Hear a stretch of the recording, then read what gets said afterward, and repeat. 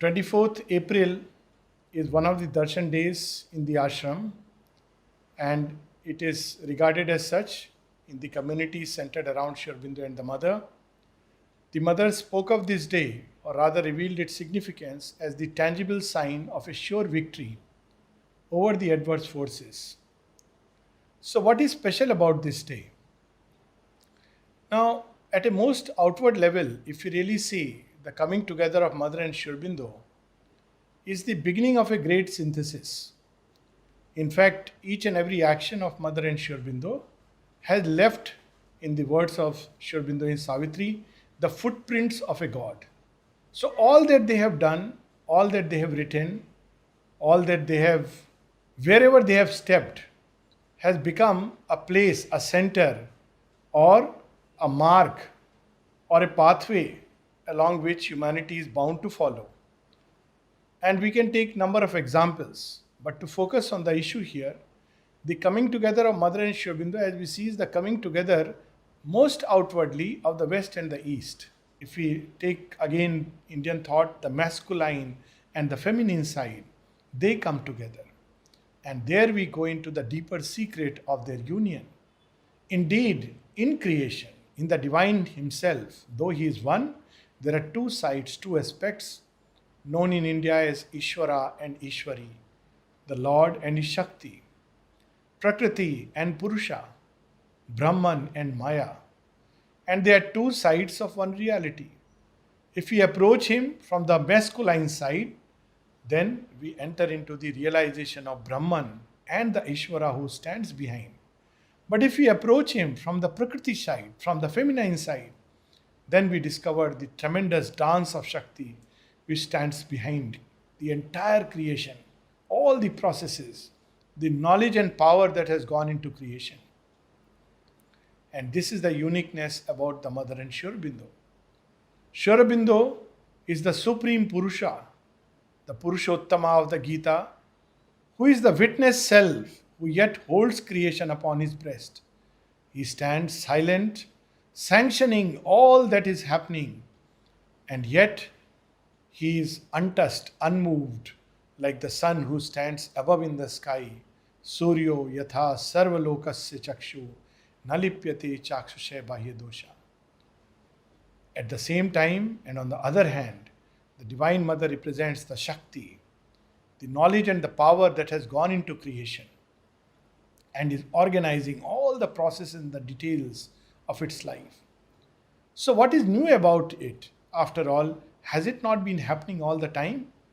Well, here Sri Aurobindo tells us that this is a great transition moment. Thus far, the Divine Shakti has not been acting directly in all its glory, in all its effulgence, in all its splendor and power, but rather indirectly through an inferior instrument, or if we may put it, through its own daughter, through a limited and divided consciousness, what we call as nature or prakriti, which is mostly acts mechanically, partly conscious, partly unconscious, and yet behind it there is a perfect consciousness which limits itself to the needs of a species. But now this play has to go further. The Purusha also wears a diminished godhead here in creation. He becomes the little psychic spark, lost in the crypts of nature, dragged by Prakriti, now to her heights, now to the abysses, and he goes helplessly tied like a slave. This game has taken us so far, but now the terms have to change. The Purusha within, the being no bigger than the thumb of man, has to recover and discover its own Godhead, the Ishvara, but also the Prakriti, which is nothing else but a diminished form of the Mahashakti above, has to once again regain and recover her own glory and splendor. So Sri Aurobindo and the mother come together to activate it, to start this process, this new cycle of evolution, where on the one side, the Purusha aspect, the soul involved in nature, will not only be liberated, but reach its highest heights of possibility, going through all these stations of consciousness where it will recover some form of itself. It will go to the very birthplace of the Jivatma, the supramental Godhead, and recover and discover its supramental Godhead, its supramental personality. On the other hand, nature within us, toiling and struggling in darkness, will also throw off its dark veil, get rid of the division and the separation, and once again ascend to its home of oneness, light, truth, bliss, sweetness, and love. So, this is the coming together of Mother and Sri Aurobindo, and that's when this new process starts. First within them, and then it will spread more and more through a contagion in the rest of creation. In fact, together we see a very beautiful, in many ways, the most perfect relation that is possible in Mother and Sri Aurobindo. For the Mother, Sri Aurobindo is the Lord, and it is she who installed the Divine Master in the temple of yoga, or rather in the temple of earth, as the master of yoga. She is the one, when she came, she taught everyone how to sit before the master, how to be before him, how to love him, how to adore him, how to worship him, how to serve him. She forgot herself totally in his worship. But at the same time, on the side of Sri Aurobindo, he taught us, or rather, he installed the Divine Mother as the guiding and moving force of her nature, as the Shakti who shall henceforth govern and move this human nature along the pathways that are intended and willed by the Divine. So, this too we find as beautiful and majestically in their relation. And very interestingly, Sri Aurobindo speaks about it, and I would like to read something very interestingly about this change of relationship which takes place between the two. First, someone has seen a dream in which he sees Sri Aurobindo and the Mother as Ishvara and Shakti, or rather a vision, and Sri Aurobindo says, the Mother and myself stand for the same power in two forms. So the perception in the dream was perfectly logical. Ishvara, Shakti, Purusha, Prakriti are only the two sides of the one divine. But in the lower creation, we see the Shakti has become Prakriti and she is on the left side. Whenever we see the images of the gods with their Shakti, we see Parvati, Radha, or Sita seated on the left side. But this is because Prakriti is still not yet, she has not recovered the glory. So she takes creation and offers it to the Purusha. This is her work. So the yoga was also like that. Even one of the widest paths, the path of the Gita, is a continuous gathering up of things and offering it to the Lord, the Ishvara. But now we have gone back to the original term. This offering of Prakriti starts when once it touches rock bottom. But in the beginning, it is not like that. The divine wills and Shakti goes forth out to fulfill his will, his intent. So, therefore, the Shakti comes to the right side. She is the one who executes the divine's will. There is no more of offering required, but simply an opening to the Shakti, because she is the upbearer and the upholder of the divine will. And to open to her means to automatically get the sanction of the divine. So Sri Aurobindo changed the rules of the game. Rather, set it right and put it in the right way. So the disciple asks a question: is there any significance in Mother's standing on the right side and yours standing on the left in my experience? So, like this, we see the darshan photograph, and the first combined darshan which took place on 24th November 1926, the Siddhi day. It's described beautifully that Sri Aurobindo sat and he was on his chair, and the Mother came and sat on a stool which was onto the right side and slightly below. And Sri Aurobindo was holding his hand, lifting his hand, and kept it behind the Mother. Whereas all the disciples came and they were touching their feet, and it was the Mother who was blessing them. It is as if Sri Aurobindo was blessing through the Mother. So this is the right relation, and Sri Aurobindo answers, Yes, she is the executive power and must have the right arm free for action. Anything that the mother sanctioned or said had Shurabindo's implicit sanction to it. It's a very beautiful experience of the mother where she goes to Shurbindo, it's in 1959, and she tells him all, the world is not ready. She asks Shurbindo, she speaks of the world of truth and tells him all the plans.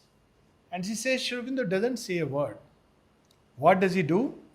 He picks up three combs and puts them on three sides of his head. And then the mother says that it meant that Shurabindu was telling her, I adopt all your conceptions. Whatever you have conceived, whatever you have willed, I accept it. At the same time, he just said two words. When mother asked, when will this world of truth, which is so near, as a lining to the world of falsehood, to this physical world, when will it manifest? And Shurbindo simply said, not ready. So she is given the task of making it ready. The symbolism which puts her on the left side belongs to the ignorance. In the ignorance, she is on the left side. Not free in her action. All is a wrong action or half result. For the supramental work, the true symbol is the mother on the right side. Then, another very interesting question and answer. Someone has asked Shurbindo, can it happen that one who is open to Shurbindo is not open to the mother? Is it that whoever is open to the mother is open to Shurbindo? It's a very interesting question. That if I am open to Shurbindo, does it mean that I may not be open to the mother? And if I am open to the mother, does it mean that I may not be open to Shurbindo? And this reply is an eye opener and a soul opener. Shurbindo says, well, the question is it that one who is open to Shurbindo is not open to the mother? Is it that whoever is open to the mother is open to Shurbindo? And Shurbindo says the mother proposition is true. All who are open to the mother are open to Shurbindo. If one is open to Shurbindo and not to the mother, it means that one is not really open to Shurbindo. So beautifully he has said about this relation. And this is the true relation. The other day we were reading about this vision and I feel like reading it again. When mother came on 29th March, she speaks about that she had had several visions before coming here, and she recognized in Shurbindo as the being whom she had seen and called Krishna. And then she said that when she came back on 24th April, she describes it beautifully, something happened and she knew, yes, that's the culmination of the vision. So the vision was very interesting. She saw first time that she is in a house and there is her family, which of course is very symbolic because they were not the real family. There was the father who represented the old creation like Daksh Prajapati and Sati. And there were two brothers who were unruly, just like the old creation, the vital, the powers which have emerged from him, old creation. And she is there as a young girl who is sitting on the window gazing afar. And then suddenly she is looking on the other side, whereas the father and brother are looking towards the door. And she sees that from the other side, where she is gazing, there enters a resplendent in a being of light. And they can't see him because they are looking to the other side. It reminded me of those lines in Savitri. Thus shall the mass transcendent mount his throne, when darkness deepens, strangling the earth's breast. And man's corporeal mind is the only guide, as a thief's in the night shall be the covert tread. She recognizes. And indeed, she is the one who first recognized, even those who were near Sri Aurobindo. They felt there is something great, but that was it. They yet treated him like a friend and a comrade, just like Arjuna. But she, the moment she saw him, she knew and she wrote, He whom we saw yesterday is here upon earth. Much later, when Sri Aurobindo was asked, because these two people asked that, uh, did Sri Aurobindo recognize her? Of course. When Barinda asked him, he said, the first thing I noticed was that Mira is born free. She had no trappings, no ties, no attachments. At the same time, he also saw, for the first time, I saw perfect and integral surrender right down to the very physical cells of the body. And I knew the time has come for the integral realization and the divine life to be established. So in that vision, first thing she does is she bows down and touches, in fact, kisses the feet of that resplendent being. And then she sees that the father, the old creation, goes and embraces him. And when he comes back, he is a transformed being. And therefore, she says his presence is enough to know that days will come when all this will be transformed, because she had seen it. And then she knew that there is nothing impossible for him. And then when she touches the feet, he lifts her up. And the two stand together, her head almost touching his shoulder, and they are gazing into the vast. And then mother sees that the energies of the two, she says in the vision that that child was myself, that girl was myself. And the two, their energies balance each other and spread far and wide, transforming creation. So this was the vision. So first part of the vision came true when on 29th March she saw Sri Aurobindo and she recognized that yes, it is he, the same gesture, the same person, the same eyes, the same attire. But then this was not the end. She says that this was only the beginning. I came here, but something in me wanted to meet Sri Aurobindo all alone for the first time.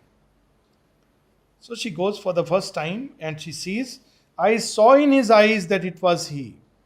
He was standing exactly my vision, dressed the same way, in the same position, in profile, his head held high. He turned his head towards me, and I saw in his eyes that it was he. The two things clicked, the decisive shock.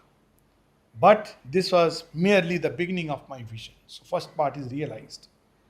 Then she goes, there is a series of experiences, a 10 months sojourn in Pondicherry, 5 years of separation, then the return to Pondicherry and the meeting in the same house, and in the same way did the end of the vision occur. So what was the end of the vision? The two together. They stand, merge and gaze into the vast, and she is standing by the side of his shoulder. So she says beautifully, I was standing just beside him. 24th April.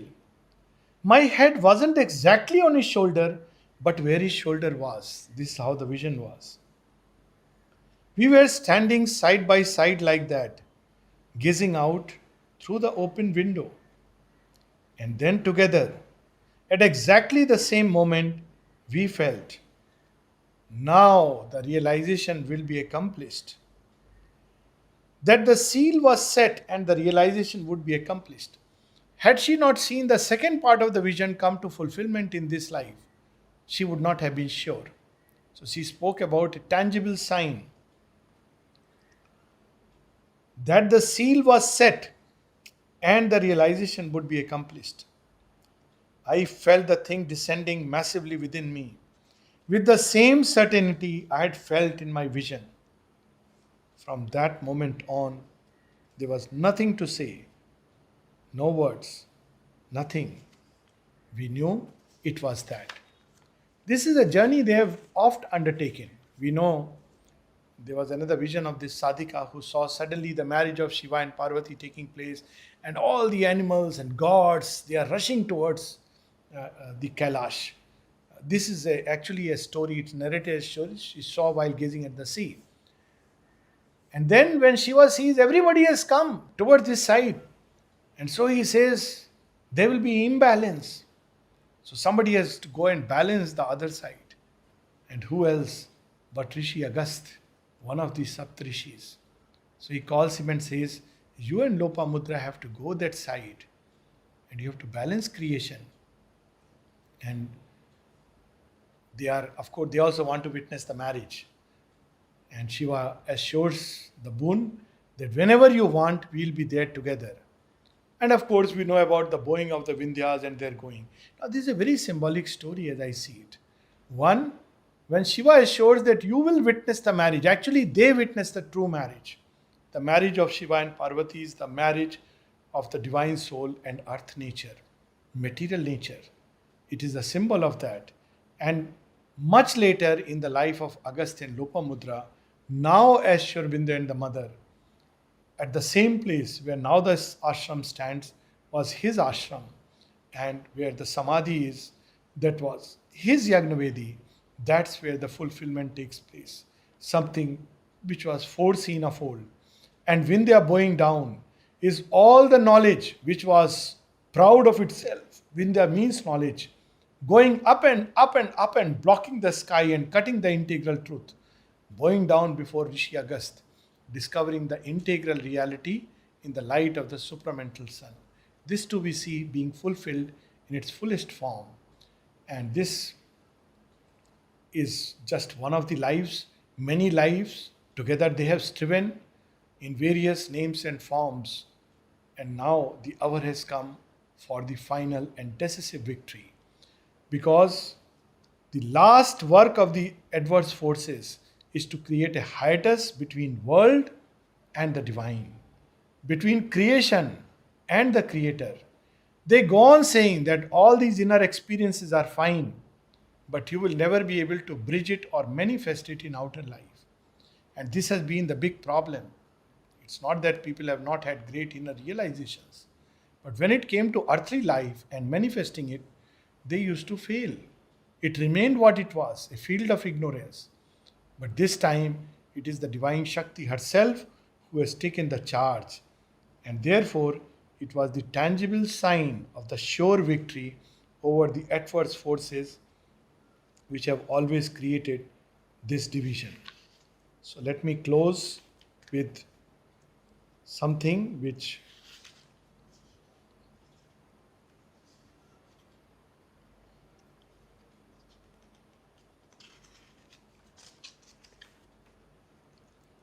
is a wonderful advice, spiritual advice to all of us.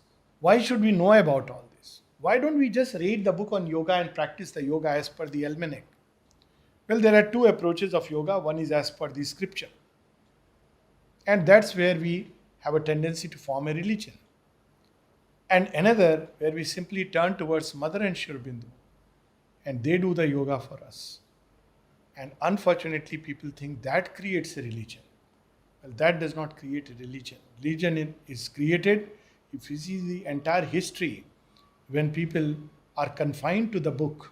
And then there are interpretations. There are cults around books, various interpretations, ideologies, and they even fight and kill each other over the book. But when it comes to the divine personality, then there is unity. Where can be the possibility of division when it comes to the divine personality of Krishna or Jesus? And of course, now the divine personality of the Mother and Sri Aurobindo. So here is the disciple asking, Mother, Sri Aurobindo has always said that you are within us. The mother says, yes, it is true, perfectly right. Me, I am there as a presence in the eternal flame, the power that animates and initiates the action, the peace that renders all sweet and peaceful, the joy that overflows and sublimates, the light that purifies, and the vibration that sanctions. Sri Aurobindo is there as a sustaining entity, and me, I am there like a guide. In fact, it is the same identity in two, one who observes, the witness, and the other that effectuates, the Shakti. So long as one has not realized that, one cannot understand anything. Yes, my child, he who recognizes Sri Aurobindo and me, in fact, it is the same thing, the same identity. For him, all obstacles, all difficulties, all traps, all these so called interruptions on the march towards the truth are swept away and removed forever. In this life, as well as after death, and in the lives to come, till eternity, one can draw a parallel.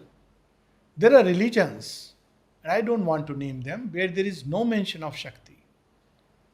One has to only rely on the Purusha and the teachings. Whereas we see very interestingly that at least with regard to two avatars, we see there is a play of the Shakti, so much so that there is a whole side of approach to Krishna, and it is said that you cannot realize Krishna unless you have pleased Radha.